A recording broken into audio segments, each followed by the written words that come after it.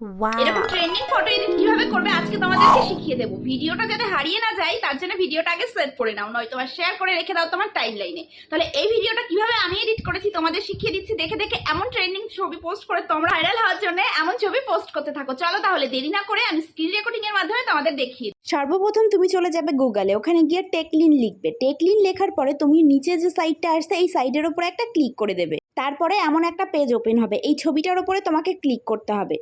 ওপরে search option দেখছো, এখানে সার্চ অপশানে NMM লিখতে হবে, লিখে তোমাকে সার্চ করতে হবে। এটা সার্চ করার পরে তোমার এমন একটা ইন্টারফেস খুলে আসবে, এমন একটা ইন্টারফেস খুলবে। এবার নিচের দিকে আসবো, একদম নিচের দিকে আমাদের যে লেখাটা প্রয়োজন সেই লেখাটা আছে। সেই লেখাটার কাছে গিয়ে আমরা দেখবো এমন বোল্ড অক্ষরে কিন্তু ওই যে আলট্রা থেকে শুরু করে ওই AI অবধি যে লেখাটা আছে এই পুরো লেখাটাকে আমাদের কপি করতে হবে।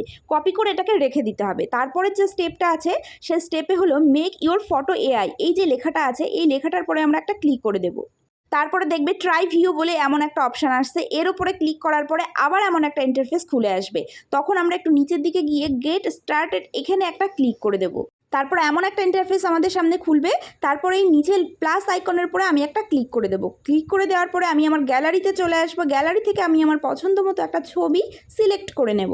এবার যে লেখাটা সেভ করে রেখেছিলাম সেই লেখাটাকে এখানে পেস্ট করে দেব। পেস্ট করে দেওয়ার পর কিন্তু এই 3 অপশনে ক্লিক করে দিলেই কিন্তু এমন একটা ইন্টারফেস চলে আসবে।